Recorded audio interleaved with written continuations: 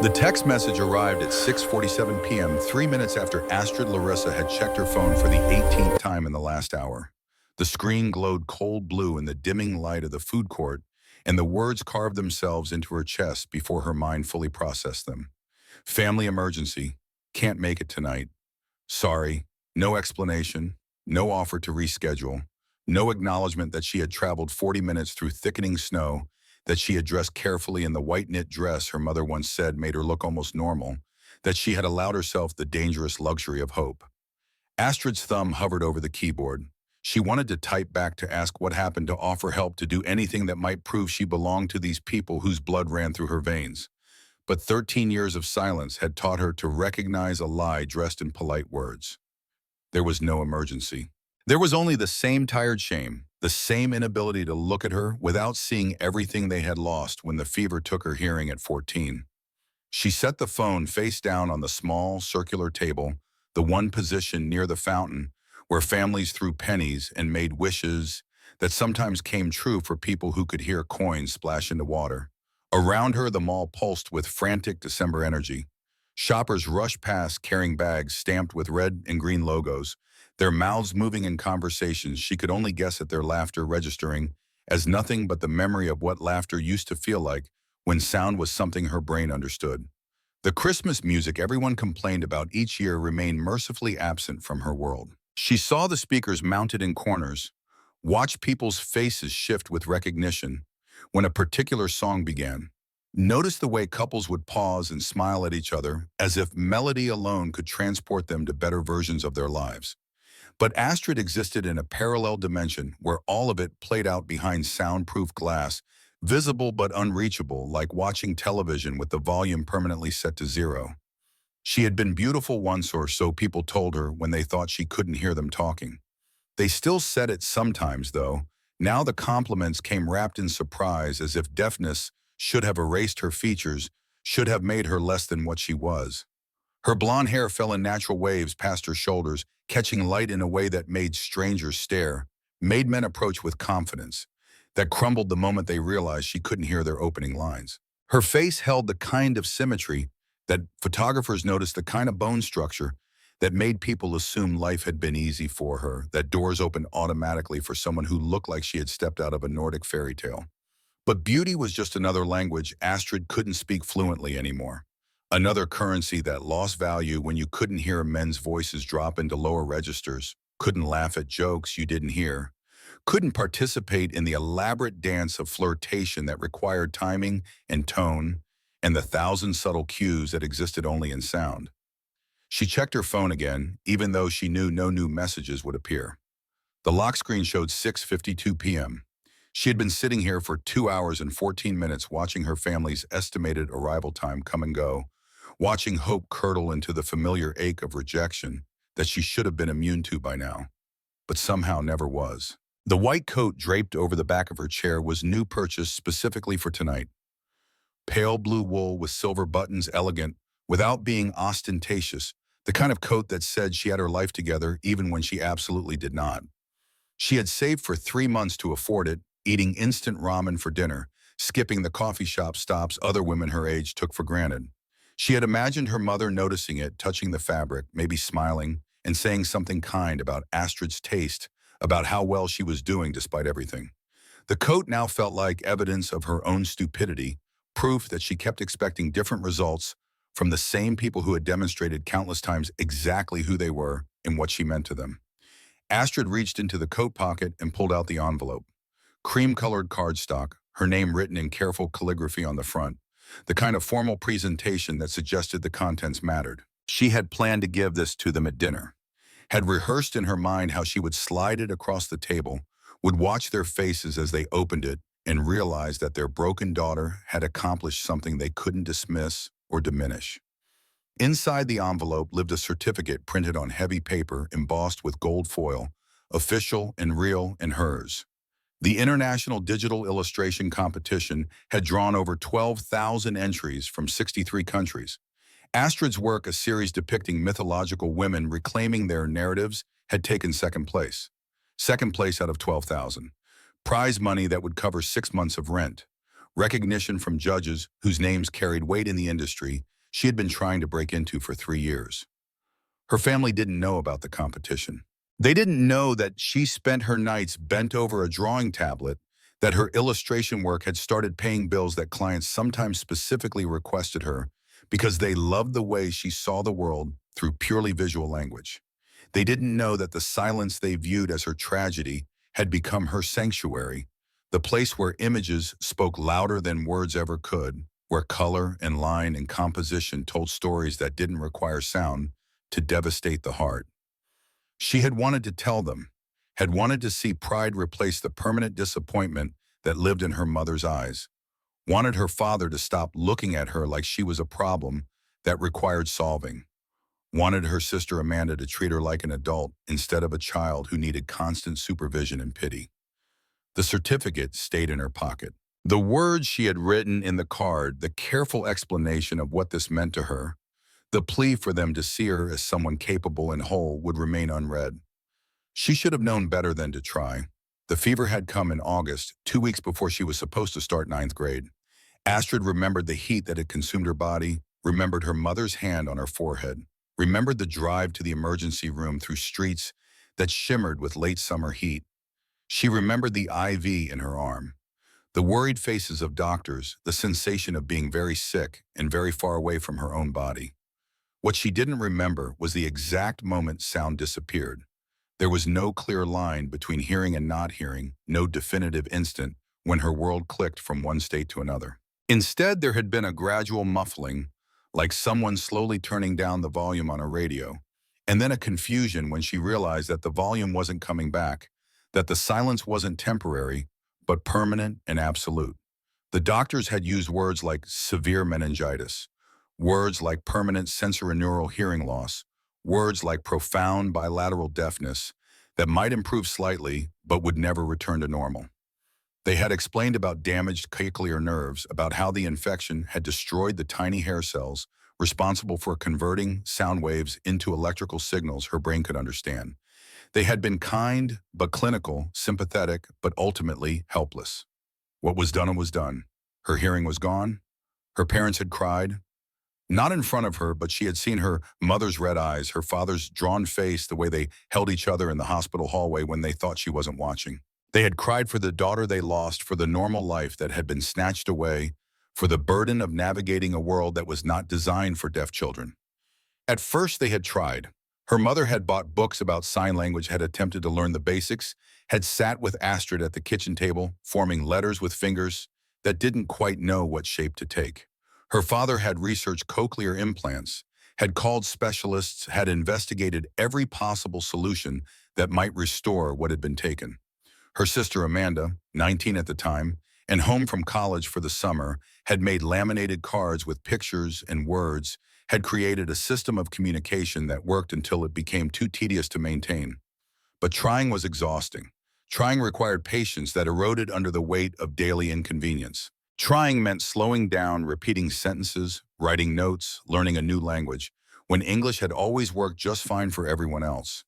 And slowly, gradually, with the same inevitable erosion that had taken Astrid's hearing, her family's effort dissolved into frustration, into resignation, into the unspoken agreement that it was easier to exclude her than to include her. Her mother stopped signing after 6 weeks. Amanda went back to college and stayed there, visiting less and less frequently, always with excuses about internships and boyfriends and busy schedules that didn't leave room for a sister who required extra effort. Her father retreated into work, into the comfortable fiction that providing financially was the same as providing emotionally.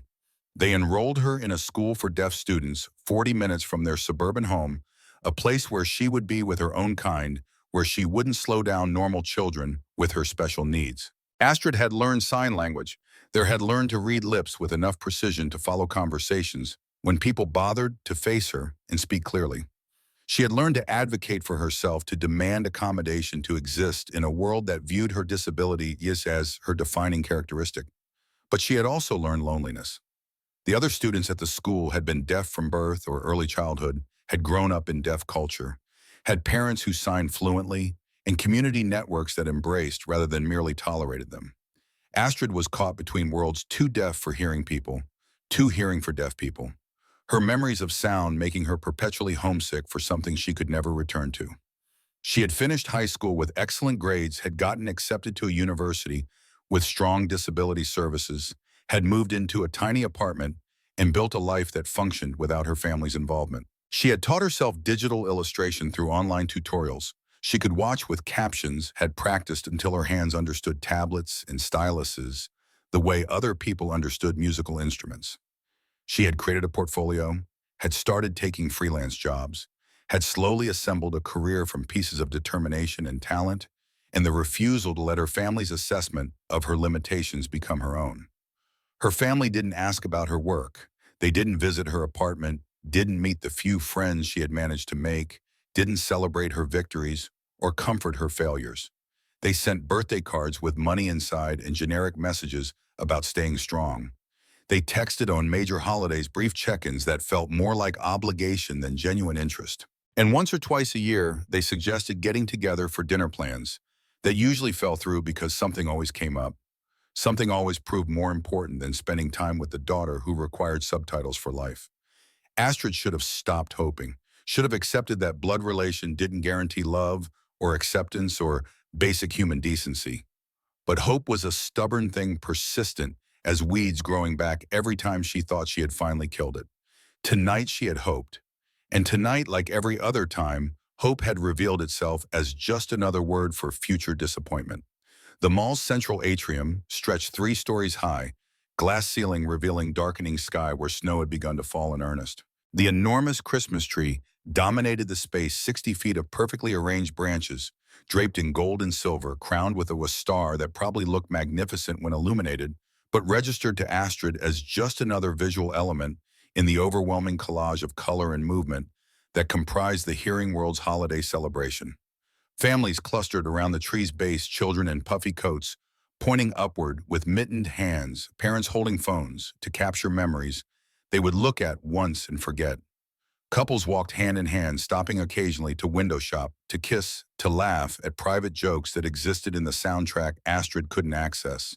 She watched a mother crouch down to her daughter's level, watched the woman's mouth move in what might have been explanation or encouragement or simple conversation. The little girl nodded seriously, then threw her arms around her mother's neck, and the woman's face transformed with a smile so genuine it hurt to witness. That casual intimacy, that effortless communication, that fundamental connection between parent and child struck Astrid like a physical blow. Her own mother hadn't hugged her like that in years. The last embrace she could remember had been brief and stiff, the kind of hug you give to distant relatives at weddings or funerals, obligation disguised as affection. A group of teenagers passed her table, loud in the way teenagers always were, taking up more space than their bodies required. One of them bumped her chair, didn't apologize or even notice. To them, she was invisible, just another solitary person in a crowd of solitary people, not worth acknowledging or remembering. She wondered if they would have noticed if she had been crying, if tears would have been enough to register as human suffering worth interrupting their evening for. Probably not. People were skilled at looking past pain that didn't directly concern them, at filtering out distress that might require actual effort to address. Astrid pulled out her phone again and opened the family group chat, the one where her parents and sisters shared photos of their lives, where they made plans she wasn't always included in, where they communicated.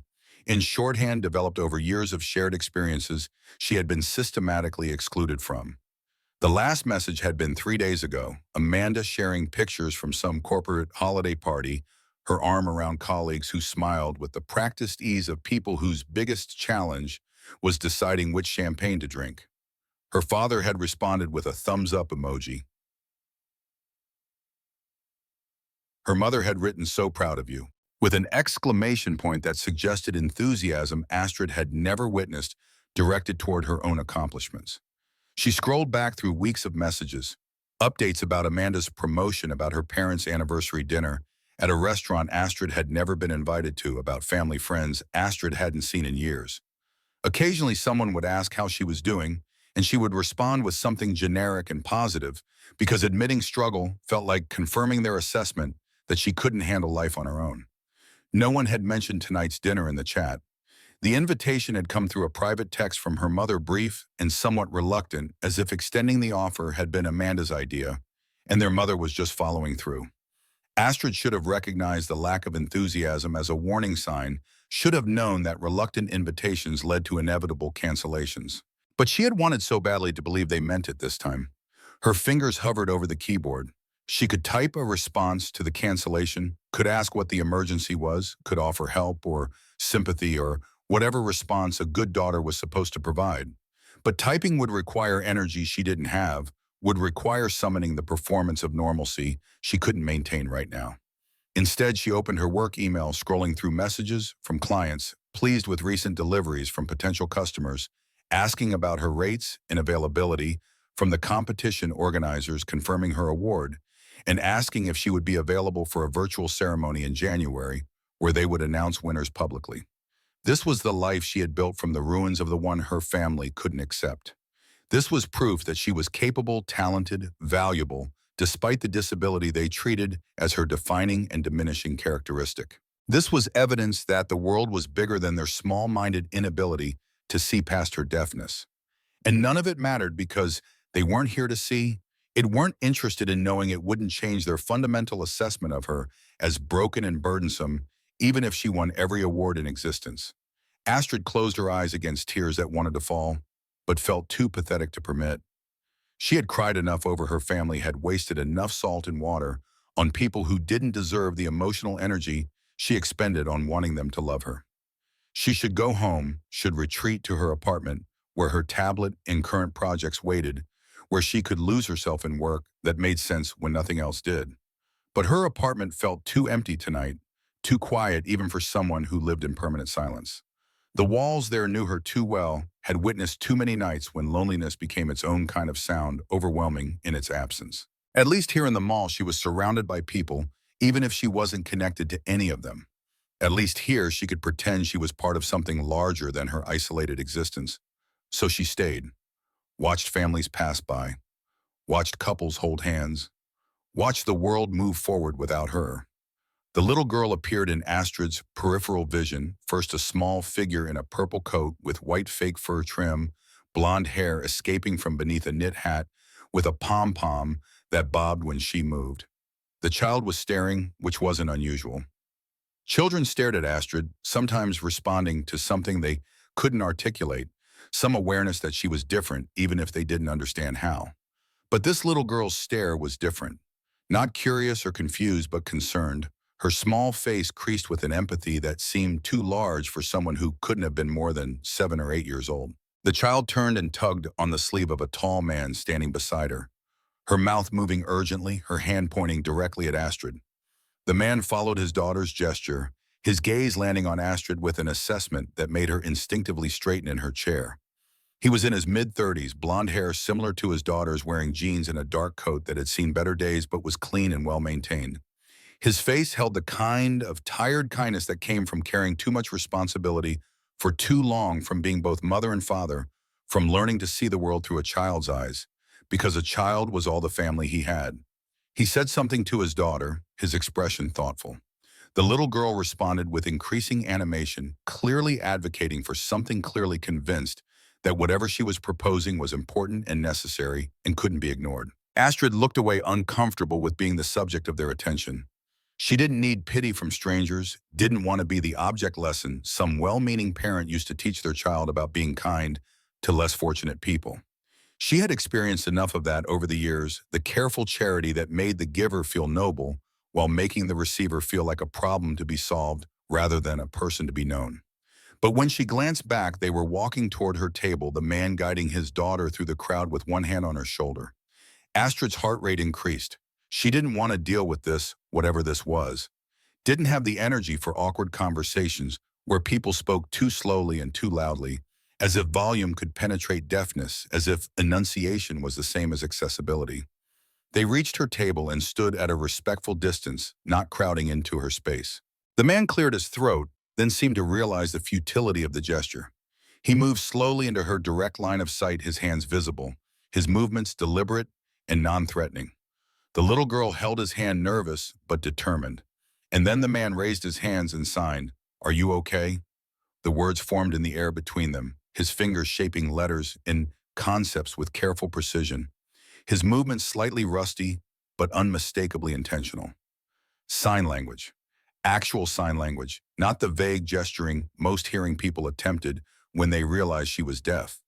Astrid stared, blinked, felt her whole body go still with shock. No one signed to her, not strangers in malls, not people she encountered in daily life, not anyone outside the small, deaf community she interacted with occasionally, when work brought her into contact with others who understood her particular isolation. Her family had given up on signing years ago. Most of the world communicated with her through written notes or carefully enunciated speech she could read from lips when people bothered to face her and speak clearly.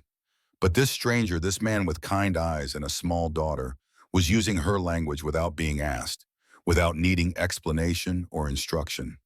Fresh tears welled in Astrid's eyes, different from the earlier ones. These weren't tears of abandonment or self-pity. These were tears of recognition, of being seen by someone who had bothered to learn how to see her properly. She raised her hands, movements shaking slightly. "I'm fine, thank you." The lie was automatic, self-protective. She wasn't fine. She was devastated and lonely and drowning in the particular kind of pain that came from being rejected by people who were supposed to love unconditionally. But strangers didn't need to know, that didn't need to be burdened with her family dysfunction. The man studied her face clearly, not convinced. His daughter tugged on his sleeve again, whispering something Astrid couldn't hear. He knelt beside the little girl, bringing himself to her eye level, speaking to her with a gentleness that suggested this was their normal mode of communication. The child listened seriously, then nodded with the kind of determined courage that only children possess, the belief that kindness was always the right choice, even when it meant risking rejection or awkwardness. The little girl stepped forward, shy but purposeful, and raised her small hands in approximation of sign language. "Hello, my name is Audrey." The signs were clumsy, clearly recently learned, but executed with such earnest concentration that Astrid felt her throat tighten. This child had learned to say hello in sign language, had learned to introduce herself, had learned because someone had taught her, because someone believed it mattered that she be able to communicate with people who couldn't hear. Astrid signed back slowly, making sure the little girl could follow. "Hello, Audrey. My name is Astrid. You sign very well." Audrey's face lit up with pride, her whole body radiating delight at the compliment. She looked up at her father with an expression that clearly said, "See, I told you I could do it." The man stood, his smile soft and genuine.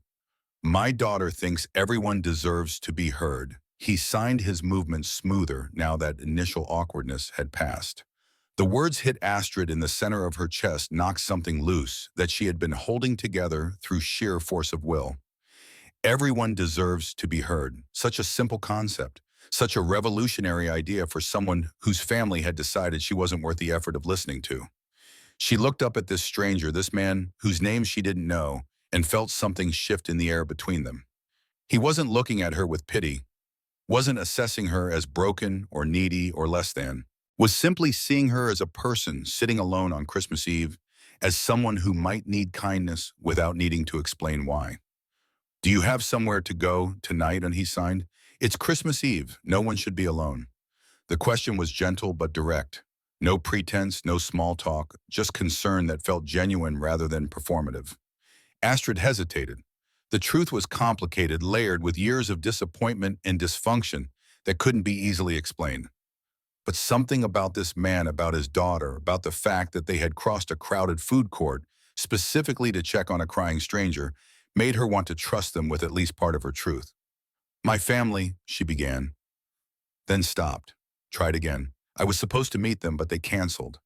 I don't want to go home to an empty apartment."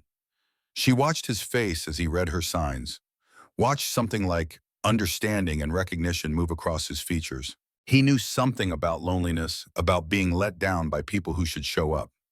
He knew something about the particular pain of being alone during holidays, when the whole world seemed determined to celebrate connection you didn't have. His next signs came slowly, carefully, as if he was weighing each word before offering it. "Then come with us." Astrid's hands stilled.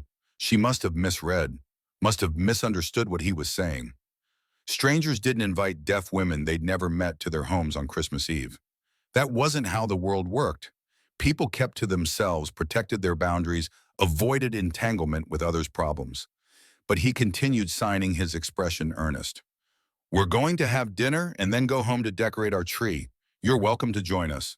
Audrey had already decided the outcome. Before Astrid could process what was happening, the little girl reached out and took her hand, holding on with the kind of innocent certainty that only children possess, the faith that kindness always worked out, that offering help was its own reward. "Please come," Audrey said out loud, the words halting and earnest, her lips forming shapes Astrid could read, even if she couldn't hear the voice behind them. "We have extra cookies, and my daddy makes really good hot chocolate." The small hand in hers felt warm, alive, anchoring. Astrid looked down at this child who believed helping sad strangers was a normal thing to do, who had been raised by someone who taught her that everyone deserved to be heard, who approached the world with open hands and an open heart. She looked up at the father, searching his face for any sign of pity or condescension or hidden agenda, but found only genuine warmth, only the kind of invitation that came without strings or expectations, only the simple offer of companionship from someone who understood that loneliness was its own kind of emergency. The certificate in her pocket felt heavier suddenly, not with disappointment anymore, but with possibility. She had won an international award. She had built a career from nothing.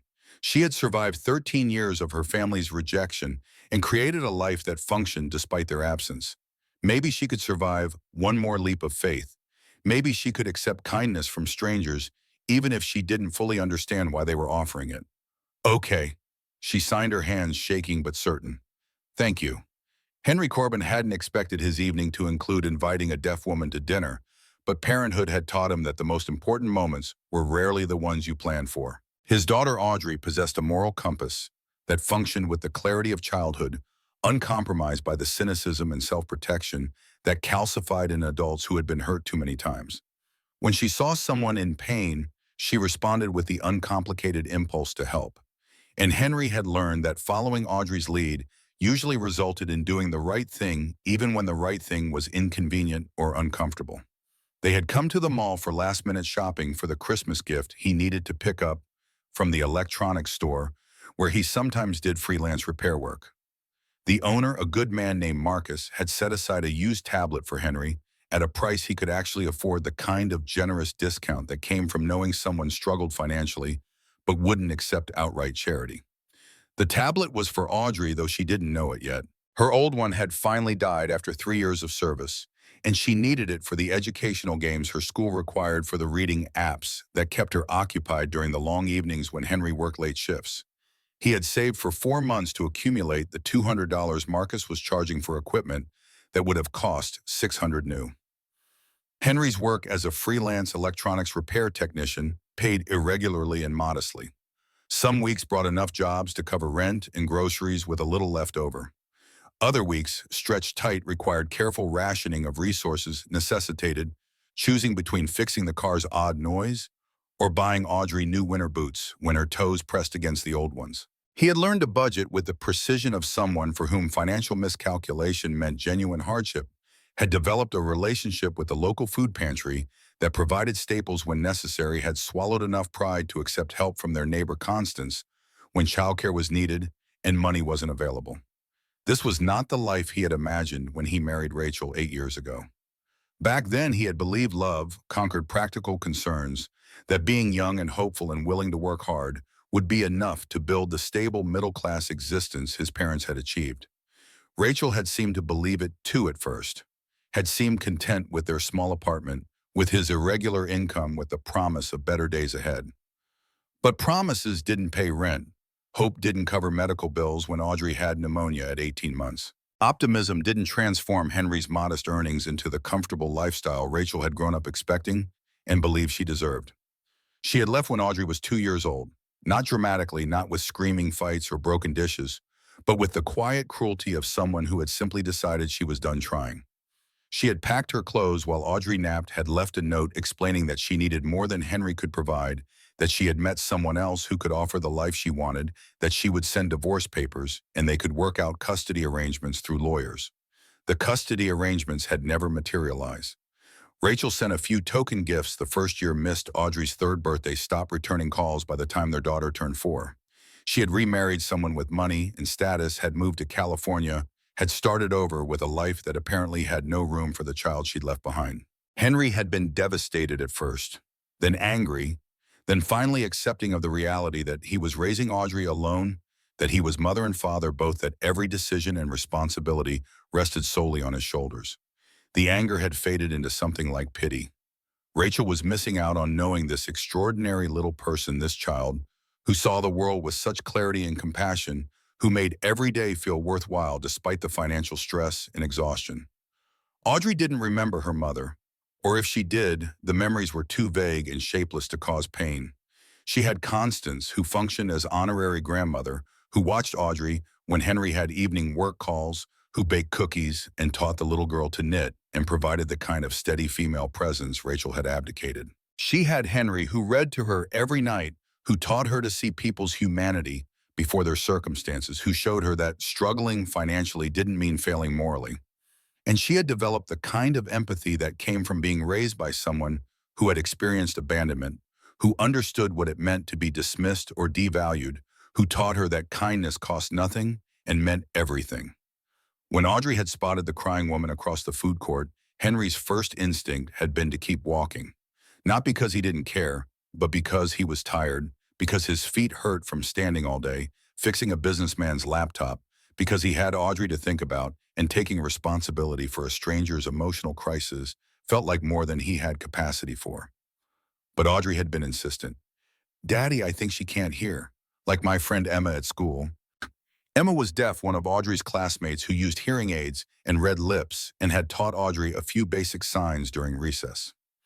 Emma's parents signed him fluently, included her seamlessly in family life, approached her deafness as it's just one aspect of who she was rather than her defining limitation.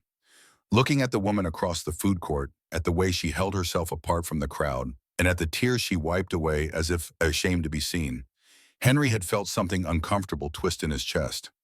Recognition, maybe. The understanding of what it meant to feel alone in a room full of people. He had worked at a community center years ago, back before Audrey was born, back when he and Rachel were young and broke and taking any job that paid. One of his co-workers there had been a deaf man named Marcus, patient and kind, who had taught Henry basic sign language during slow afternoons. Henry had never become fluent, but he remembered enough. Remembered the shapes his hands needed to make the grammar that differed from spoken English, the way communication could exist beyond sound. Marcus had moved away years ago, taken a better job in another city, but the language he'd taught Henry remained dormant in muscle memory, waiting for a moment like this. "We should say hello." Audrey had urged, her hand tight in his. "We should make sure she's okay." And Henry had looked at his daughter, at her earnest face and her conviction that helping was always the right choice, and realized she was teaching him something important about the kind of person he wanted to be.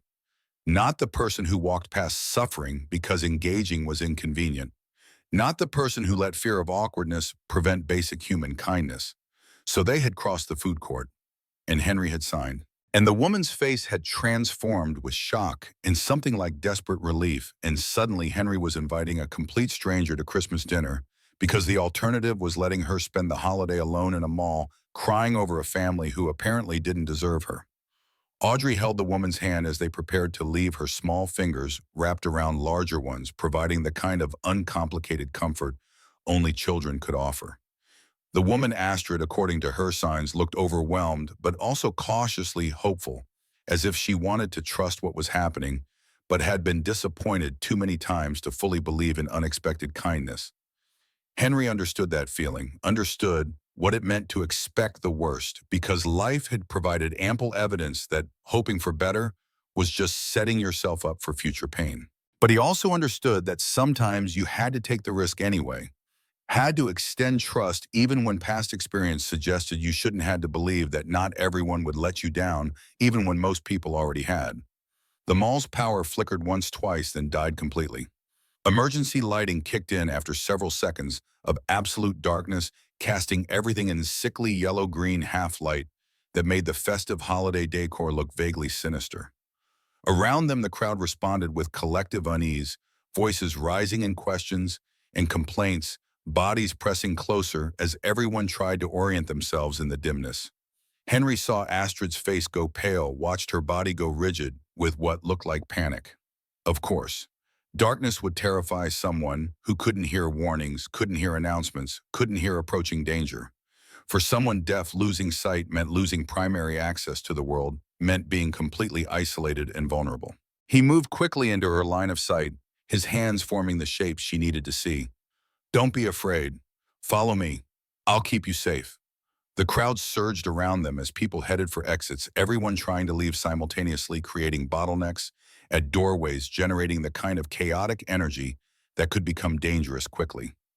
Henry took Astrid's hand, his grip firm but gentle, and reached for Audrey with his other hand. Together they formed a small chain as he navigated toward the nearest exit, using his body to shield both of them from the worst of the jostling crowd. Audrey looked back at Astrid every few steps, offering small smiles of encouragement. The little girl seemed less frightened by the darkness than excited by the adventure, trusting completely that her father would get them out safely because he always had before. A security guard materialized in front of them, mouth moving rapidly in what looked like instructions or questions.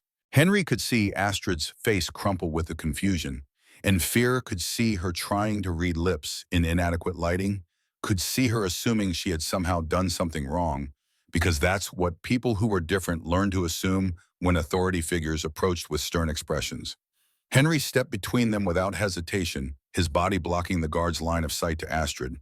He spoke quickly, explaining the situation, making it clear that the woman with him was deaf and overwhelmed, and with him that she didn't need assistance beyond what he was already providing. The guard nodded after a moment, moved on to deal with other concerns, and Henry turned back to Astrid. He signed with one hand, awkward but determined. "He's gone. You're safe. We're almost outside." Audrey squeezed Astrid's hand, and slowly the panic in the woman's face began to recede, replaced by something that looked like cautious trust. They made it outside into cold air that stung lungs and bit at exposed skin. Snow fell thick and fast now, already accumulating in the parking lot, covering cars in white that would require brushing off. The storm that weather forecasters had been predicting all week had arrived in earnest, the kind of Christmas blizzard that would dominate tomorrow's news, that would trap people indoors and make travel dangerous. But standing in the pool of light from the mall's exterior lamps, feeling snow catch in her hair and melt on her cheeks, Astrid looked less panicked and more present, as if the cold air had shocked her back into her body.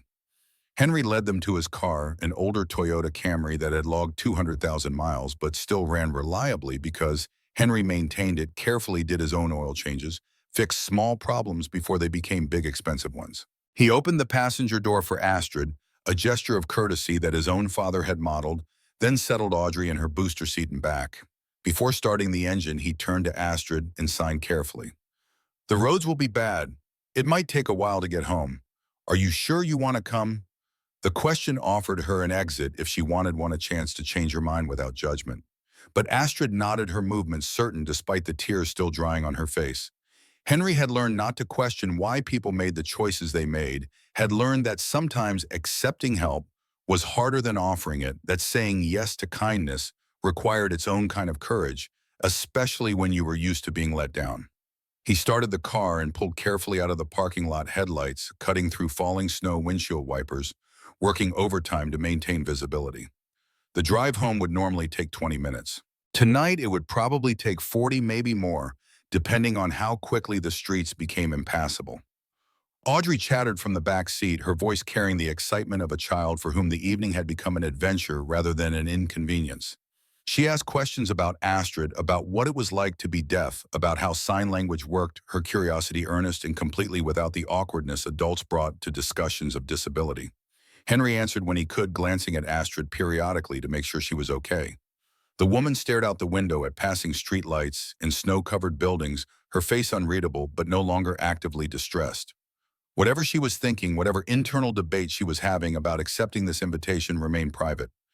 They were halfway home when the car hit black ice hidden beneath fresh snow. The vehicle lost traction, suddenly completely sliding sideways across the road, with the sickening weightlessness of momentum beyond control. Henry fought the instinct to brake hard, steered into the skid, managed to bring them safely to the shoulder rather than into the ditch or oncoming traffic. His hands shook slightly as he put the car in park, adrenaline flooding his system. That could have been bad, could have been very bad, could have been the kind of accident that changed lives or ended them. In the back seat, Audrey was silent, clearly frightened. In the passenger seat, Astrid's face had gone pale again. Henry took several deep breaths, waiting for his heart rate to slow, then signed to Astrid. "I'm sorry, that was frightening." Astrid shook her head, her own hands shaking as she signed back. "You kept us safe, thank you." From the back seat, Audrey spoke, her voice small and serious. "Daddy, I think Miss Astrid needs a family. Can we be her family?" The words hung in the car's interior, profound and simple simultaneously. Henry looked at his daughter in the rearview mirrors, his heart expanding with love for this small person who believed that family was something you chose, something you offered, something that existed beyond blood relation. "Sweetheart, we just met her." "But she doesn't have anywhere to go," Audrey insisted. "And it's Christmas. And I like her. She's nice." Through the fogged windows, Astrid watched the exchange, unable to hear the words, but clearly reading the tenderness between father and daughter. When Audrey looked at her and smiled, when the little girl pressed her palm against the window that separated them as if reaching across space to offer comfort, Astrid felt something crack open in her chest, where she had been holding pain and disappointment behind walls built over years of rejection. Henry got out to push the car free from the snow drift they had slid into his coat, immediately covered in white, his breath visible in the freezing air. Astrid watched him work through the passenger window, this stranger who had chosen to help her, who was now literally digging her out. The metaphor wasn't lost on her. She had been buried for so long, trapped under the weight of her family's rejection, under her own internalized belief that maybe they were right, maybe she was too much work, maybe she was the problem, rather than their inability to see past her disability. And here was someone willing to get cold and wet and tired to pull her free, someone who barely knew her but had decided she mattered anyway. When they finally pulled back onto the road, when they finally continued toward a home she had never seen, toward people she had known for less than an hour, Astrid felt something unfamiliar stirring in her chest. Not quite hope, because hope had proven too dangerous. But possibility, maybe. The fragile suggestion that maybe tonight could be different. Maybe these strangers were offering something real. Maybe she didn't have to spend Christmas Eve alone in her apartment, surrounded by artwork created in solitude, drowning in the particular quiet that belonged only to those who lived in permanent silence. Maybe, just maybe, she deserved the kindness being offered. Maybe being different didn't automatically mean being unwanted. Maybe family was less about shared genetics and more about shared willingness to show up when showing up mattered. The apartment building they pulled up to 40 minutes later was modest but well-maintained, the kind of place where working families lived, where neighbors knew each other's names, where Christmas lights hung in windows and on balconies, despite the fact that nobody living here had money to waste on expensive decorations. Henry parked and helped Audrey out of her booster seat, then turned to Astrid with an expression that might have been nervousness. He signed slowly. "Welcome to our home. It's not much, but it's warm and safe." Astrid followed them through the building's front door, up 2 flights of stairs, to a third-floor unit that smelled like vanilla and cinnamon, like someone had been baking earlier or burning holiday-scented candles. The apartment was small, clearly the domain of a single parent doing his best with limited resources. The furniture was worn but clean, the walls decorated with Audrey's drawings and school projects displayed, with the pride of a father who believed his daughter's artwork deserved gallery treatment. A small Christmas tree stood in the corner, half-decorated ornaments scattered on the coffee table, as if they had been interrupted mid-celebration. Stockings hung on the wall with care, one labeled Daddy in Audrey's careful printing, one labeled Audrey in the same childish hand, and one blank stocking that had been hung presumably for Rachel before she left and never taken down. The apartment held the kind of warmth that had nothing to do with temperature and everything to do with love. This was a home where someone cared about making things nice despite financial limitations, where small comforts were chosen deliberately and cherished, where what mattered wasn't how much money decorated the space, but how much attention and care. Astrid looked around and felt tears well again, different from before. Her own apartment was nicer objectively. She could afford better furniture, had money for art prints on walls, owned matching dishes and coordinating decor. But her apartment had never felt like this, had never felt like home. Had always felt like the place she retreated to when the world became too much, the place she existed rather than lived. Audrey ran to her room and returned with a blanket, which she carefully draped over Astrid's shoulders. "You're cold," she announced solemnly. "You need to be warm." The gesture was so thoughtful, so simple, so completely without expectation of recognition or reward that Astrid had to look away to compose herself. She pulled the blanket tighter and signed her thanks to Audrey, who beamed with pleasure. Henry disappeared into the kitchen and returned with mugs of hot chocolate steam rising in lazy spirals. He handed one to Astrid and kept one for himself, then sat down on the couch at a respectful distance, giving her space to process whatever she was feeling without making her explain if she didn't want to.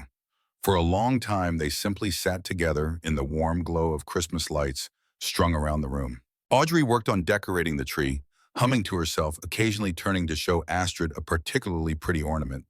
Henry watched his daughter with the kind of gentle attentiveness that spoke of deep love, and Astrid felt her chest tighten with an emotion she couldn't quite name. Eventually, Henry picked up a notepad and pen from the coffee table and wrote carefully. "You don't have to tell me anything you don't want to tell me, but if you want to talk, I'm here to listen. Or watch, I guess." He added a small, smiley face at the end, and Astrid found herself laughing, the sound strange in her own throat but real. She took the pen and paper, her hands steadier now, and began to write. "My family was supposed to meet me tonight. They promised, but they canceled at the last minute. They've never accepted that I'm deaf. They see me as broken, as an embarrassment. Tonight was just the latest disappointment in a very long line of disappointments." Henry read her words, his expression serious. He wrote back, "They're wrong. You're not broken. You're not an embarrassment. I can see that even though I just met you." The words settled into Astrid's chest like stones dropping into still water, creating ripples that spread outward, touching places in her heart that had been frozen for years. She pulled the Christmas card from her coat pocket, the one she had carried all evening, and handed it to Henry.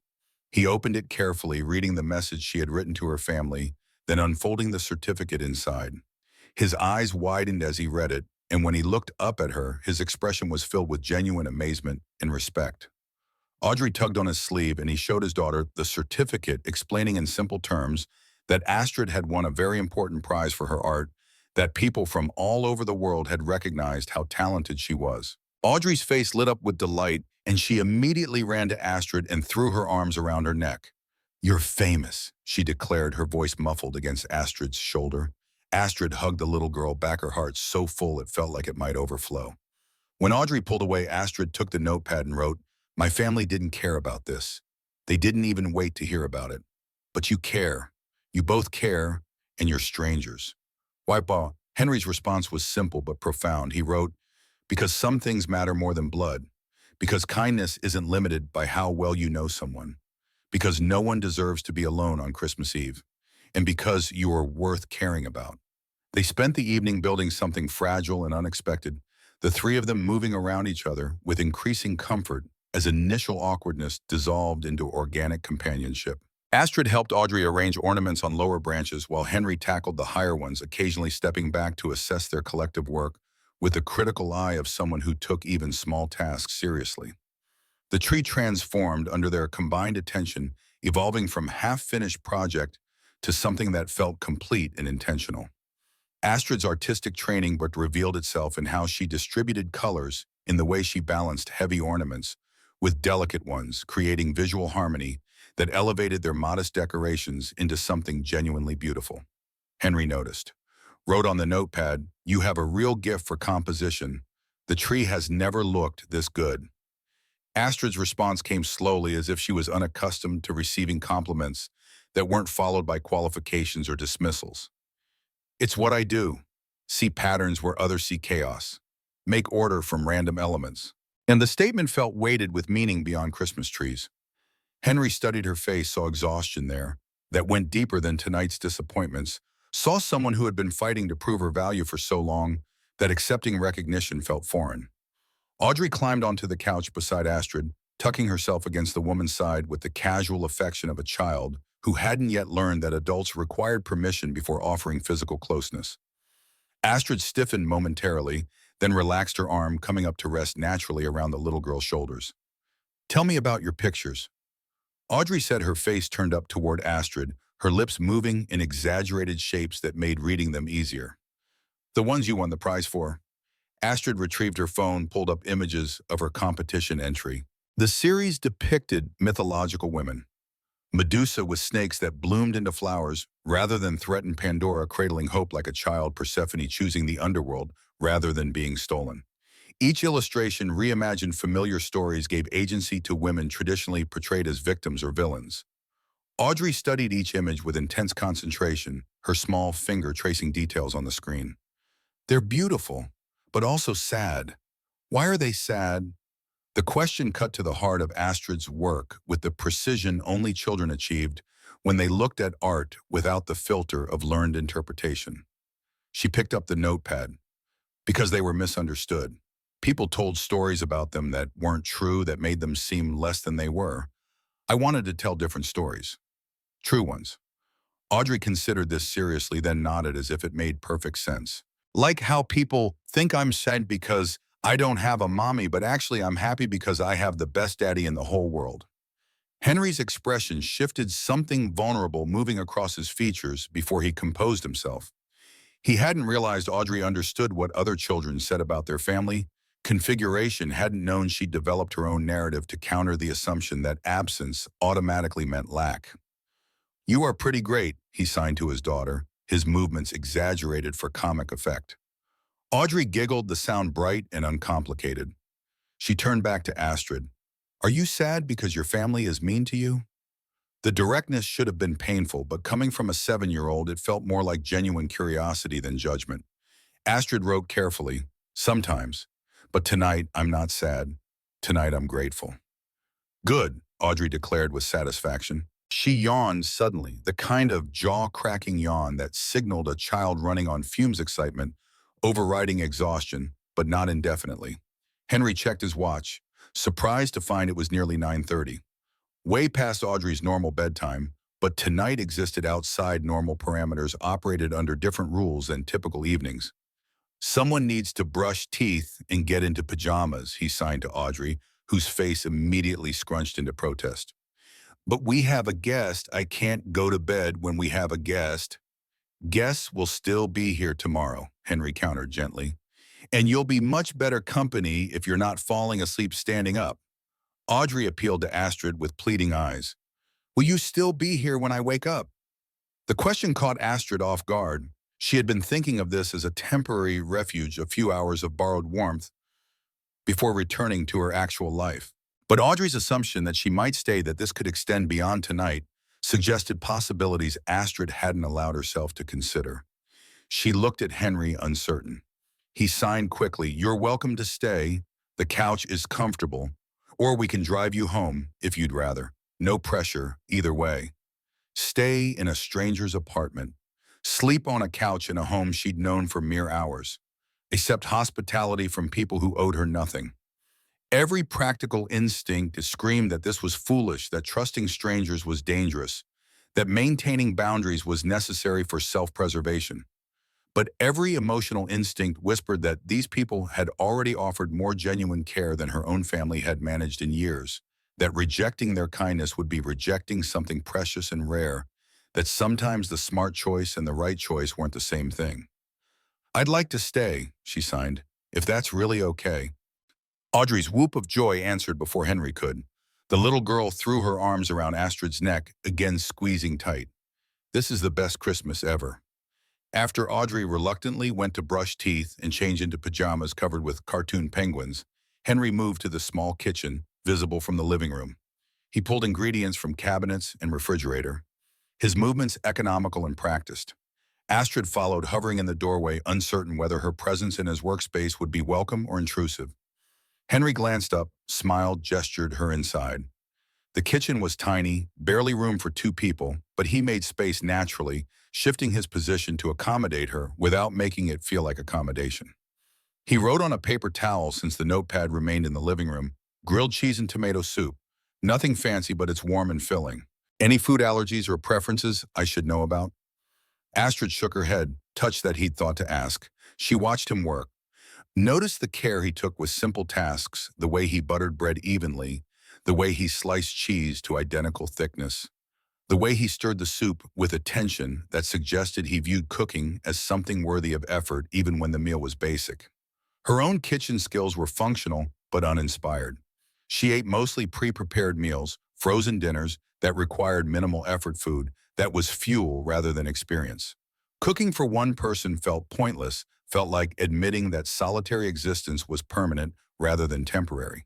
But watching Henry prepare food in this cramped kitchen, seeing him create something meant to be shared, Astrid understood that cooking was an act of care, that feeding people was its own form of communication. He set a grilled sandwich in a pan, adjusted the heat, then picked up the paper towel again. My ex-wife used to say I made food taste better than it should. She meant it as an insult, said I was wasting talent on basic meals instead of pursuing something more ambitious. The vulnerability of the admission surprised Astrid. She wrote back, "She sounds like she didn't appreciate what she had." Henry's laugh was short and bitter. She didn't. Wanted the Instagram version of life, the highlight reel. Wasn't interested in the actual work of building something real. He flipped the sandwich, the bread, golden brown and perfect. Left when Audrey was 2. Met someone with more money and fewer complications. Sends a card on Audrey's birthday sometimes. Never asks to visit. Astrid felt anger kindle on Audrey's behalf, on Henry's behalf. What kind of person abandoned their own child? What kind of mother chose wealth over her daughter? But she also understood. Had lived with family who chose comfort over connection, who decided that dealing with her disability was more work than they wanted to invest. She wrote, "I'm sorry for both of you, but especially for her because she's missing out on knowing an incredible kid." "That's exactly what I tell myself on the hard days," Henry said out loud, his lips forming words Astrid could read. "That her loss is our gain, that Audrey and I are better off without someone who couldn't appreciate what we were building." He plated sandwiches and poured soup into mismatched bowls.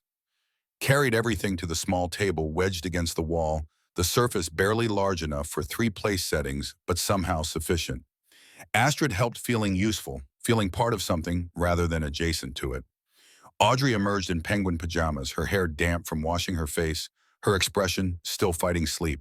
She climbed into her chair with the assistance of a booster cushion, surveyed the meal with approval. "Daddy makes the best grilled cheese in the universe," she announced to Astrid with absolute conviction. Eating together felt ceremonial despite the humble food. Audrey chattered about school between bites, about her friend Emma, who was teaching her more sign language, about the holiday concert, where her class had sung songs Astrid couldn't hear, but could imagine based on Audrey's enthusiastic reenactment. Henry watched his daughter with undisguised affection, occasionally interjecting questions or gentle corrections, the kind of engaged parenting that came from being fully present rather than physically adjacent while mentally elsewhere. Astrid observed their dynamics, saw the foundation of trust and communication they'd built, saw how Henry had created security for his daughter, despite economic instability, despite abandonment by the person who should have been their partner. He had succeeded where Astrid's own parents had failed, had chosen connection over convenience, had decided that his child's emotional needs mattered more than his own discomfort or exhaustion. After dinner, after Audrey finally surrendered to sleep, despite her protest that she wasn't tired at all, Henry returned to the living room where Astrid sat curled on the couch, blankets still wrapped around her shoulders.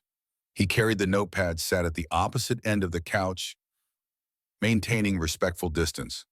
For several minutes, they simply existed in comfortable silence, the Christmas tree lights casting gentle shadows, the apartment warm and quiet in the way that happens late at night when the rest of the world has settled. Finally, Henry wrote, "Can I ask what happened with your family? You don't have to answer, but sometimes talking helps." Astrid took the pen, hesitated. Talking meant excavating pain she usually kept buried, meant examining wounds she preferred to ignore. But something about this night, about Henry's presence, about the safety of knowing he understood abandonment from personal experience, made her want to try. She wrote slowly, the words accumulating across pages, as she explained about the fever, about losing her hearing at 14, about her family's initial attempts to adapt, that had gradually dissolved into resentment and avoidance. She wrote about being sent to a school for deaf students, where she never quite fit, about her mother's disappointed sighs, about her father's inability to look at her directly, about Amanda's subtle cruelty disguised as concern. She wrote about teaching herself illustration, about building a career from determination and talent, about winning an international competition that should have made them proud but instead inspired cancellation of dinner plans because dealing with her was always more trouble than it was worth. By the time she finished writing, her hand ached and multiple pages lay covered in her careful handwriting. Henry read everything, his expression shifting from sympathy to anger to something that looked like recognition. My wife left because I wasn't successful enough, he wrote. Your family excludes you because you're too different. Both situations boil down to the same selfish inability to love people for who they are rather than who we want them to be. Astrid nodded throat tight with emotion. She had never articulated the pattern before, had never connected her family's rejection to the broader human tendency to value people based on how well they conform to expectations. The thing that kills me, Henry continued writing, is that they're punishing you for something that isn't your fault, that they're treating your disability like a character flaw rather than a circumstance you've adapted to with incredible strength. He paused, pen hovering. You're one of the most capable people I've met, deaf or hearing. You've built a career in a competitive field. You've learned to navigate a world that isn't designed for you. You've survived years of rejection without becoming bitter or cruel. That takes remarkable courage. The words settled over Astrid like a benediction, like someone finally seeing who she actually was rather than who they assumed she must be.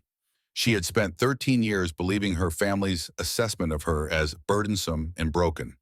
But Henry's perspective suggested an alternative narrative, suggested that maybe their failure was theirs alone, that maybe she had been strong all along, and they had simply been too limited to recognize it. She wrote, "Why are you being so kind to me? You don't know me. I could be anyone. This could be a huge mistake." Henry's response came without hesitation. "Because someone should. Because you deserve kindness. Because I know what it's like to be written off by people who are supposed to love you. And because Audrey has better instincts than most adults. If she thinks you need us, she's probably right." He set down the pen, looked at Astrid directly. Signed, "Besides, I don't think this is a mistake. I think this is the best thing that's happened to either of us in a long time." The statement hung between them, weighted with implications neither was ready to fully examine. They had known each other for hours, not days or weeks, or the amount of time people typically needed before making declarations about importance. But crisis created its own timeline, compressed intimacy into concentrated experiences that revealed character faster than months of casual acquaintance. Astrid signed back, "I think you might be right." They stayed up talking, writing, signing, communicating through the hybrid system they'd developed until exhaustion made coherent thought difficult. Henry set up the couch with sheets and pillows, apologized that it wasn't a proper bed, promised it was more comfortable than it looked. Astrid assured him it was perfect, that she had slept on much worse, that she was grateful beyond words for everything he'd offered tonight.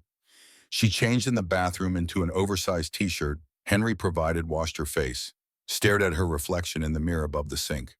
The woman looking back at her appeared different somehow, softer maybe, or less defended, or simply exhausted in a way that came from emotional release rather than emotional repression.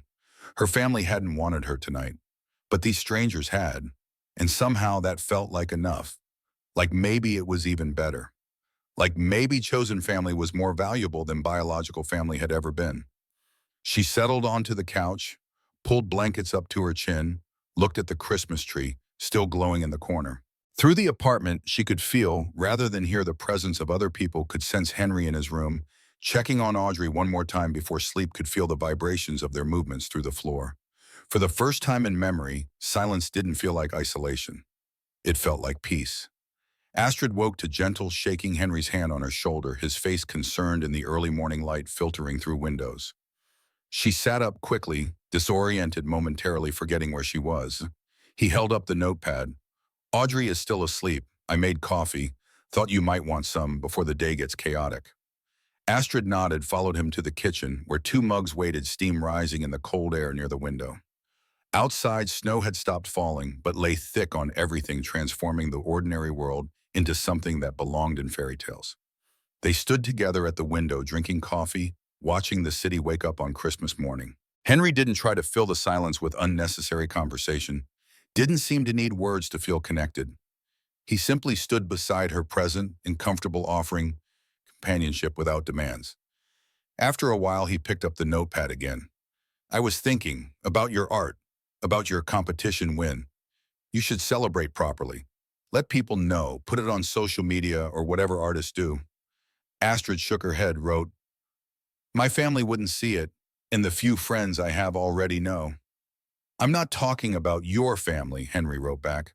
"I'm talking about you recognizing your own achievement, celebrating because you deserve to celebrate, not because you're trying to prove anything to people who refuse to appreciate you." The concept felt foreign. Astrid had spent years viewing her accomplishments through the lens of whether they might finally earn her family's approval, might finally prove she was worth their time and attention. The idea of celebrating purely for herself without external validation, motivating the joy, suggested a kind of freedom she had never granted herself. "I don't know how," she wrote honestly. Henry's smile was understanding. "Neither do I usually. But I'm learning. Audrey helps. She celebrates everything. Lost teeth, good report cards, successfully tying her shoes. She doesn't wait for permission to be proud of herself." He refilled their coffee mugs, continued writing. "Maybe that's something we can learn from her. That we're allowed to acknowledge when we've done something remarkable, that we don't need anyone else's approval to validate our own worth." Before Astrid could respond, Audrey's voice called from the hallway, high and excited. The little girl appeared in penguin pajamas, hair wild from sleep, eyes bright with Christmas morning anticipation. "It's Christmas, Santa came. Can we open presents now?" Henry laughed, scooped his daughter into his arms. "Good morning to you too, sunshine. Yes, we can open presents. But first, how about we have some breakfast?" Audrey noticed Astrid standing in the kitchen, her face transforming with delight. "You stayed. You're really here." She wriggled out of her father's arms and ran to Astrid, wrapping her arms around the woman's waist. Astrid returned the embrace, feeling the little girl's warmth, the trust in how she held on without reservation. This was what family was supposed to feel like, Astrid realized. This uncomplicated joy in each other's presence. This excitement about someone staying rather than relief about them leaving.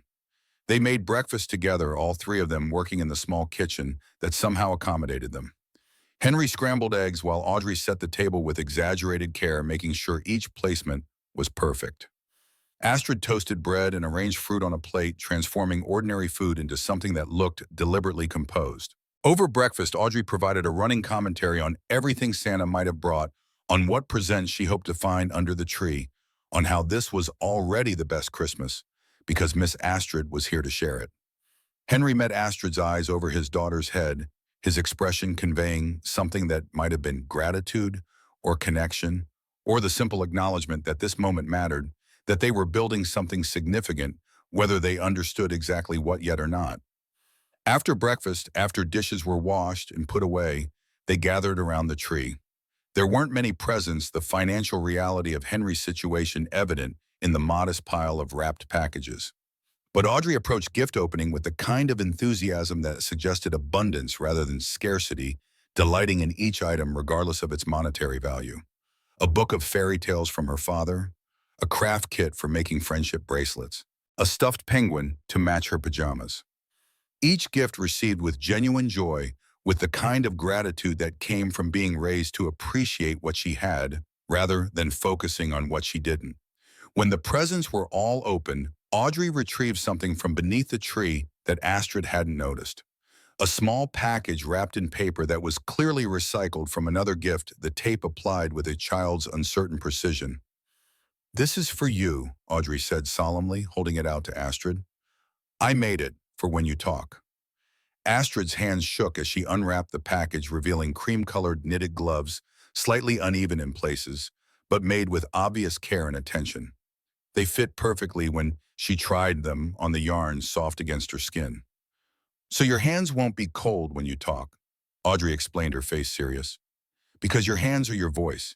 Daddy told me that. So I wanted to make sure your voice stays warm."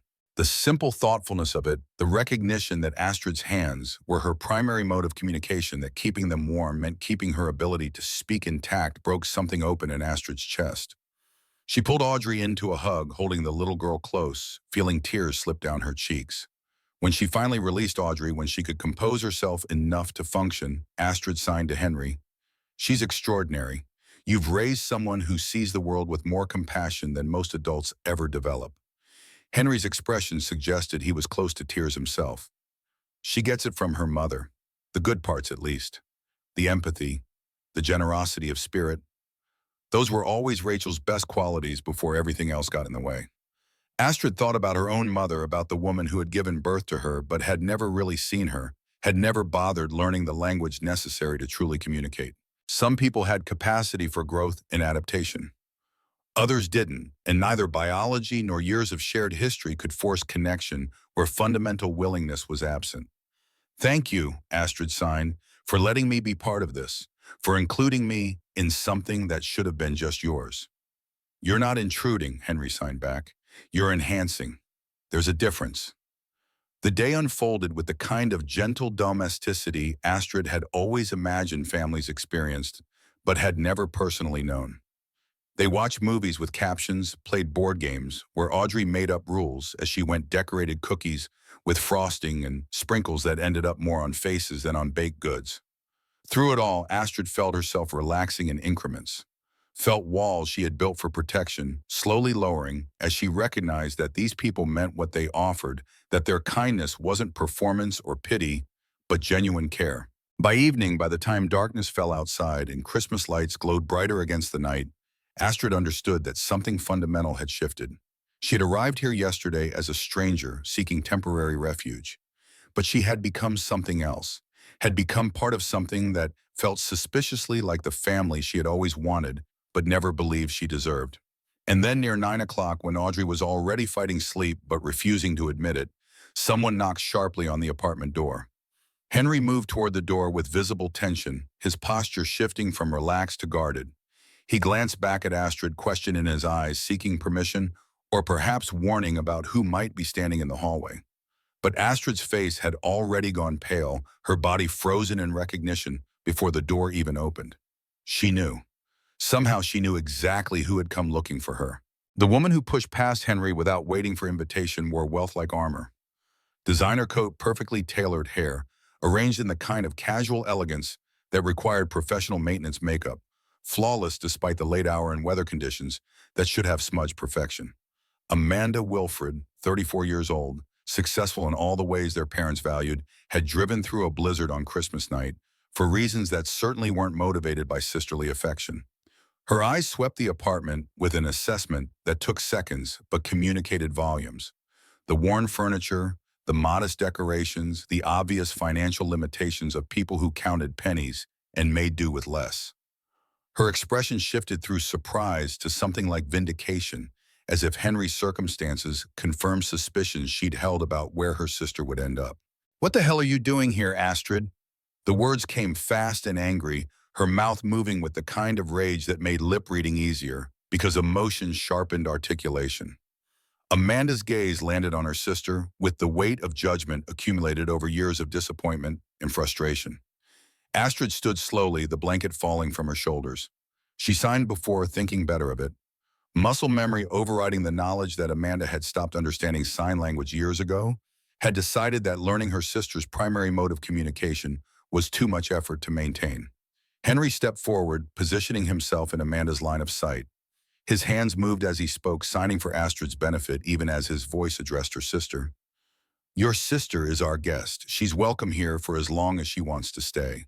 Amanda turned the full force of her attention on him, and Astrid watched her sister's face shift into the expression she reserved for service workers and people she considered beneath her station. The look that said she was humoring someone who didn't understand their place in the social hierarchy. "And who exactly are you? Some stranger who thinks he can fix my broken sister by playing hero for a night." The words hit their target with precision. Astrid felt them land in her chest, felt the familiar shame that Amanda had always been skilled at invoking. Broken. The word her family used when they thought she couldn't hear, when they discussed her disability like a character defect rather than a circumstance she'd adapted to with more strength than any of them had ever shown. But this time something different happened. This time, before Astrid could shrink into herself, before she could accept the label and all its implications, Audrey burst from her room where she'd been pretending to sleep. The little girl's face was fierce with an anger that seemed too large for her small frame, her eyes bright with tears, born from righteous fury rather than hurt.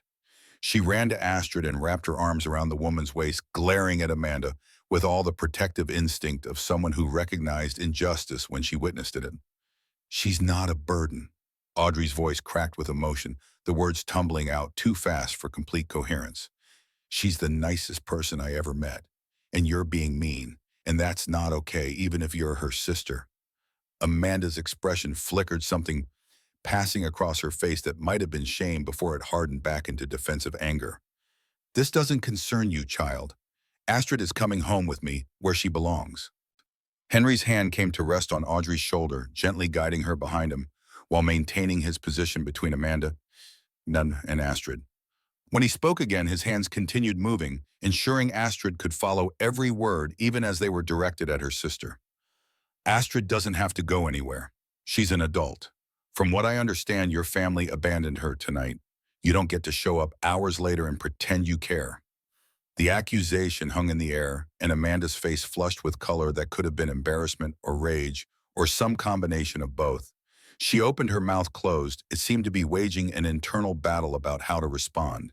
Finally, she turned back to Astrid, and when she spoke, her words came slower, more carefully enunciated, as if she was remembering belatedly that her sister required visual access to language. Mom is worried. She sent me to find you. We didn't know where you'd gone, if you were safe. Do you have any idea how frightening that was? The lie was transparent enough that even Audrey could probably see through it. If their mother had been genuinely worried, the text message would have expressed concern rather than casual dismissal. If safety had been a priority, someone would have checked in before 9 o'clock the night after canceling dinner plans. Astrid's hands moved before she could second-guess herself, signing with a clarity and force she rarely permitted herself when interacting with family. You're lying. Mom isn't worried. She's annoyed that I didn't quietly accept being rejected, that I didn't go home to my apartment and pretend everything was fine like I always do. Amanda's mouth tightened. For a moment, she looked like she might continue the pretense that this visit was motivated by familial concern. But something in Astrid's face must have warned her that the usual tactics wouldn't work tonight, that something fundamental had shifted. Fine, yes. Mom asked me to come get you because it looks bad. Because what if someone finds out we canceled on you on Christmas Eve? What if people talk? What if it reflects poorly on the family? The honesty was almost worse than the lie. At least lies suggested that Amanda thought Astrid deserved courtesy. The truth revealed what Astrid had always suspected, but had worked hard not to acknowledge. She was an embarrassment to be managed, a potential source of bad publicity, a problem to be contained rather than a person to be loved. Henry's hand found Astrid's, his grip warm and steady. He didn't sign, didn't speak, just stood beside her in a way that communicated solidarity more effectively than words could have. Astrid felt the touch anchor her, felt it give her courage to do something she had never done before. She looked directly at Amanda and signed slowly, making sure every word registered. Do you remember when I lost my hearing? When I was 14 and terrified and the whole world went silent and I didn't understand what was happening? Amanda shifted uncomfortably but didn't respond. Astrid continued. You were 19, home from college for the summer. You told Mom you couldn't stay because you had internships and responsibilities. But I saw your Facebook. You spent that summer at the beach with friends. You chose parties over helping your sister learn to navigate a new reality. The words emerged without bitterness, just factual observation of events that had shaped their relationship ever since. Amanda's face had gone pale, her carefully maintained composure cracking. I was a kid. I didn't know how to handle it. Nobody told me what I was supposed to do. Astrid's hands kept moving, 13 years of accumulated hurt, finding expression in signs her sister couldn't understand, but Henry could translate if Amanda bothered to ask. You were supposed to try. You were supposed to care more about me than about your own discomfort. You were supposed to be my sister. The statement landed with finality, and for a long moment Amanda stood frozen, her face working through emotions too complex to name. When she finally spoke, her voice had lost its sharp edge, replaced with something that might have been genuine pain. You don't understand what it was like, watching you get sick, seeing you change, having everyone focus on you while I just disappeared. Do you know what it's like to have a sister who requires all the attention, all the accommodation, all the family's emotional energy? The confession surprised them both. This was the most honest Amanda had been in years, perhaps ever. And beneath the defensiveness, Astrid heard the hurt of a young woman who had watched her family dynamics shift dramatically, who had felt displaced and resentful, who had never learned how to process those feelings in a healthy way. Astrid's response came carefully with less anger than before. I understand that was hard for you. I do. But your pain doesn't excuse 13 years of treating me like an obligation you resent, of making me feel like my existence is a burden, of excluding me from your life while pretending it's for my own good. She paused, gathering courage for what she needed to say next. I came to dinner tonight with a certificate. I won an international illustration competition. Second place out of 12,000 entries. Prize money that will change my financial situation. Recognition that validates 3 years of building a career you all dismissed as a hobby that would never support me. Amanda's face registered genuine surprise, possibly the first authentic emotion she'd shown since arriving. You what? I won. I achieved something significant. I wanted to share it with you with Mom, and Dad wanted you to see that I'm not broken or useless or any of the things you've implied over the years. But you canceled dinner because dealing with me was inconvenient. The truth sat between them, heavy and unavoidable. Amanda looked away, unable to hold eye contact, her designer coat suddenly seeming like the costume. It was expensive fabric that couldn't hide the person wearing it. I didn't know. Nobody told me about any competition. Because I stopped telling you things years ago, Astrid signed. Because every accomplishment was met with patronizing praise that felt more like surprise that I'd managed to function at all. Because sharing my life with people who didn't actually want to know about it became too painful. Henry's thumb traced circles on the back of Astrid's hand, a small gesture of support that reminded her she wasn't alone in this confrontation, that whatever happened next, she had people in her corner. Amanda pulled her phone from her coat pocket, stared at the screen as if it might provide answers or escape routes. Her fingers moved across the surface, scrolling through something that made her expression shift through various gradations of discomfort. I'm looking at your Instagram, your professional one. There are thousands of followers, comments from people saying your work changed their perspective on mythology, on women's stories, on art in general. When did this happen? Over 3 years, while you were living your life and occasionally remembering you had a deaf sister who you assumed was struggling in her small apartment, unable to make anything of herself. The observation struck home. Amanda's hand holding the phone trembled slightly, and when she finally looked up, her eyes were wet with tears she was clearly fighting to contain. You're right, about all of it. I was a terrible sister. We were a terrible family. We took the easy path of exclusion instead of doing the hard work of inclusion. And I don't know how to fix that. I don't know if it can be fixed. The admission cost her something. Astrid could see that. Amanda wasn't someone who acknowledged fault easily, who apologized without qualifications, who admitted to failures in relationships she valued. But whether the regret was genuine or performative remained unclear. Astrid took a breath, steadied herself for what she needed to say next. I don't want to fix it. Not right now, maybe not ever, because fixing it would require you to change, to actually learn sign language, to make space in your life for a sister who needs accommodation. And I don't trust that you're willing to do that work. I don't trust that this isn't just temporary guilt that will fade as soon as the immediate awkwardness passes. She glanced at Henry, at Audrey peeking around her father's legs, at this small apartment that felt more like home than anywhere her family had ever provided. These people signed to me within minutes of meeting me. This child made me gloves to keep my hands warm because she understood that my hands are my voice. This man invited me into his home without knowing anything about me except that I was alone and needed kindness. They did more in one night than my family has done in 13 years. Amanda followed Astrid's gaze, really looking at Henry and Audrey, for the first time seeing them as people rather than obstacles. Her expression cycled through emotions too rapid to identify individually, landing finally on something that might have been understanding or defeat. So you're choosing them over us, over your family.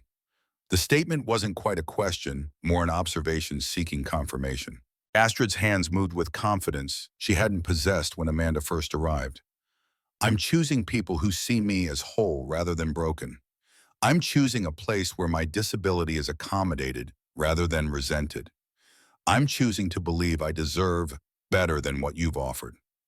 She paused, then added with finality, I'm choosing myself for once.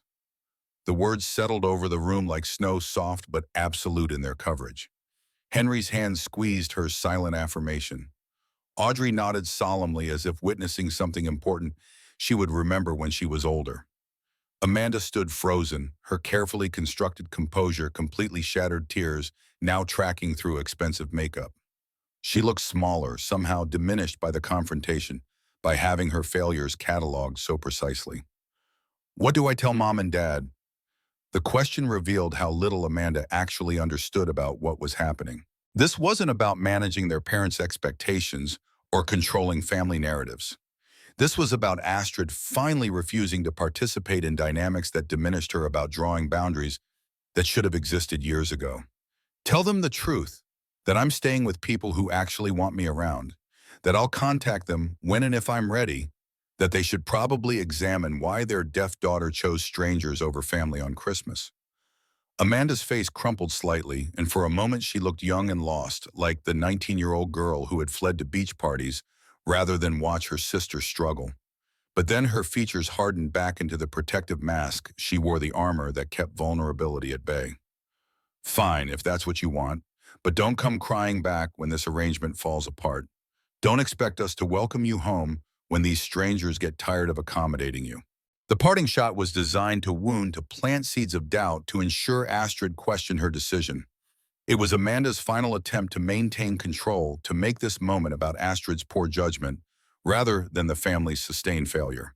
But the words bounced off harmlessly, neutralized by the certainty Astrid felt standing in this living room with people who had proven themselves in ways her family never had. Henry spoke before Astrid could respond, his voice calm but edged with steel. We won't get tired, because we see her, not her disability. Because choosing to care about someone isn't a burden when you actually value them. Maybe that's something you should think about. Amanda's face flushed again, and for a second she looked like she might escalate, might say something even more damaging.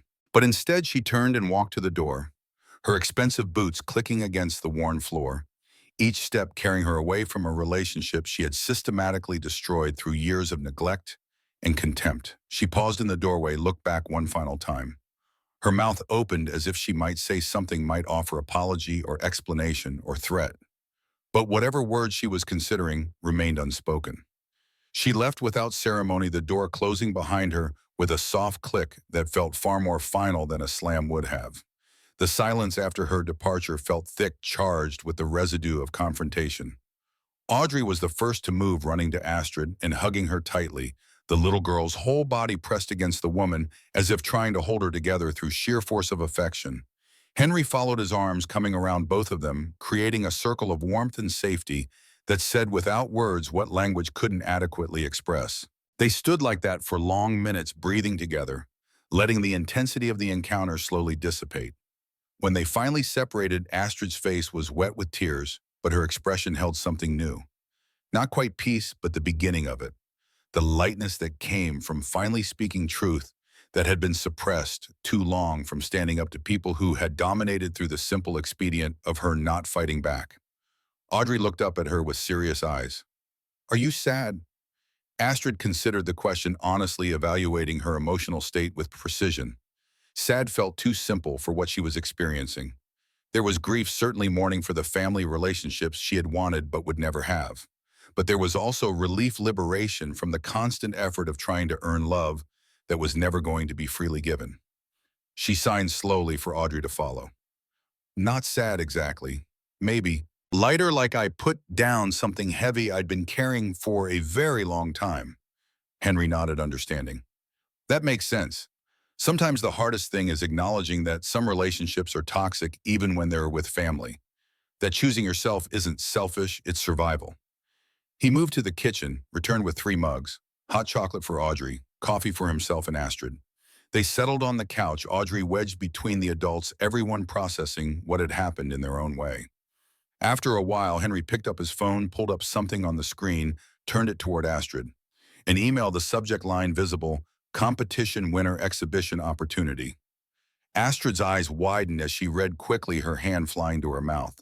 The competition organizers were planning an exhibition of winning entries in New York in February, wanted to know if she could attend the opening reception, wondered if she would be available for interviews about her work. New York, an actual gallery exhibition.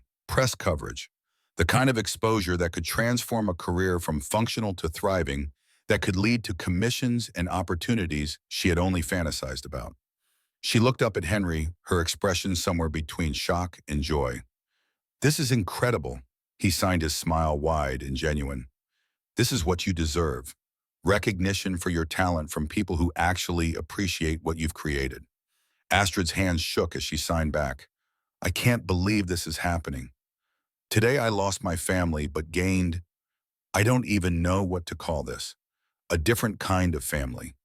A future that looks completely different than I imagined." "Both," Henry signed. "You gained both." Audrey tugged on Astrid's sleeve, demanding attention. When the woman looked down, the little girl signed clumsily, but with intense concentration. "I'm proud of you." The simple statement, delivered with a child's absolute sincerity, broke through Astrid's remaining composure. She pulled Audrey into her lap, held her close, let tears fall without trying to stop them. These were different tears than the ones she'd cried at the mall 24 hours ago. These came from gratitude and possibility, and the strange alchemy of losing one thing and finding something better in its place. Later, after Audrey finally surrendered to exhaustion and was carried to bed still protesting she wasn't tired, Henry and Astrid sat together in the dimness created by Christmas lights and the city glow through windows. The notepad emerged again, familiar now, their preferred method of complex communication when hands were occupied with coffee mugs. "What happens next?" Henry wrote. "Not trying to pressure you, just genuinely asking. You're welcome to stay as long as you need, days, weeks, whatever makes sense. But you should probably think about what you want rather than just reacting to what your family doesn't want." Astrid took the pen, wrote slowly. "I have an apartment, a lease, a life that functioned before tonight, but I don't want to go back to that exactly. Don't want to pretend this didn't happen. Don't want to lose whatever this is." She gestured between them, encompassing not just the two of them, but Audrey asleep down the hall, the whole strange configuration they'd stumbled into. Henry wrote, "You don't have to lose it. We could figure something out. Take things slow, see what develops naturally without forcing it into a shape it's not ready for." The suggestion felt right, felt like the opposite of her family's approach, which had been to avoid dealing with complexity by simply excluding her from situations that required accommodation. "I'd like that," Astrid wrote. "I'd like to keep knowing you and Audrey, to see where this goes, to have people in my life who actually show up when it matters." Henry's response came in sign rather than writing, his hands forming words in the soft light. "We're not going anywhere, that's a promise." Astrid signed back, "I'm going to hold you to that." They sat in comfortable silence after that, not needing to fill every moment with conversation, content to simply exist in proximity while processing everything that had happened. Outside the window, the city continued its slow recovery from the blizzard snowplows gradually clearing, streets, early risers venturing out to assess damage and begin the work of returning to normalcy. But inside this small apartment, normalcy felt overrated. What they had built in 36 hours was abnormal, unexpected, potentially fragile. But it was also real in a way Astrid's family relationships had never been. Real because it was chosen rather than obligated. Real because it was based on who people actually were rather than who they were supposed to be. As dawn began to lighten the sky, from black to deep blue to the pale gold of winter, morning, Astrid felt something settle in her chest that she eventually identified as hope. Not the desperate hope that her family might change, might finally see her value, might choose her for once. That hope had died in the confrontation with Amanda, had been buried beneath hard truths finally spoken aloud. This was different hope, quieter, steadier. The hope that came from recognizing she had survived the thing she'd been most afraid of, complete rejection by her family, and had discovered that survival was possible, that life continued, that other people existed who could provide the love and acceptance she'd been seeking in all the wrong places. She looked at Henry, at his profile illuminated by early light, and felt gratitude so intense it physically hurt. This stranger who had crossed a food court because his daughter thought someone needed help. This single father struggling financially but wealthy in the ways that actually mattered. This man who had taught her in one night what her family hadn't managed in 13 years, that she was worth showing up for. The future remained uncertain. Astrid didn't know if she would maintain any contact with her parents, And Amanda didn't know how her relationship with Henry and Audrey would evolve, didn't know what would happen when she went to New York for the exhibition. But uncertainty felt less frightening when you had people standing beside you, when you knew that failure wouldn't mean facing consequences alone. Henry caught her watching him smiled with the kind of warmth that suggested he was thinking similar thoughts, that he too was processing the strangeness and rightness of what they'd created together. "Merry Christmas," he signed. Astrid signed back, "Merry Christmas. And thank you for everything." "Thank you for trusting us," Henry responded, "for giving us the chance to know you. That's the real gift." They stayed like that as morning fully arrived, as the apartment building around them began waking, as life continued its forward momentum, regardless of personal upheaval. Two people who had been alone discovering they didn't have to be. Two people who had been damaged by others' failures learning that healing was possible when the right people showed up with the right intentions. And somewhere down the hall, little girls slept peacefully dreaming whatever 7-year-olds dreamed, secure in the knowledge that love meant making space for people who needed it, that family meant choosing each other repeatedly, that the best gifts couldn't be wrapped or purchased, but were given freely through small acts of radical kindness.